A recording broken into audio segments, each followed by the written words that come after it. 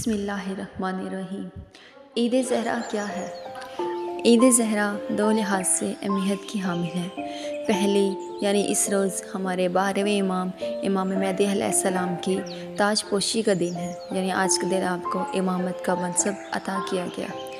اور اس کے علاوہ آج کے دن جناب مختار ثقفی نے امام سجاد علیہ السلام کے حضور 5 قاتلان امام حسین علیہ السلام کے سر کو پیش کیا، جن میں عمر بن سعد، شمر ابن نمیر، حرملہ اور خولی ملعون کا سر شامل تھا۔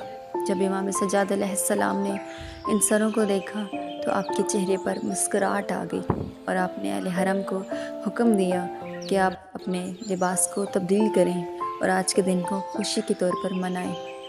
چونکہ کربلا کے بعد تمام اہل حرم، اہل بیت نے تمام خوشیاں چھوڑ دی تھی اور ہمیشہ سوگ کے عالم میں رہتے تھے، اچھا کھانا پینا چھوڑ چکے تھے، اور اس دن امام سجاد علیہ السلام کے حکم سے اچھا کھانا بنانے کا حکم ملا اور اچھا لباس پہننے کا بھی حکم ملا، اور اس دن کو امام سجاد علیہ السلام نے بطور عید کا دن منانے کا حکم دیا۔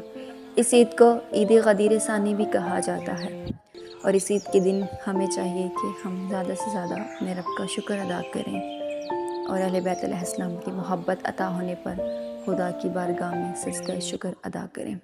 آپ سب کو میری جانب سے عید زہرہ علیہ السلام مبارک۔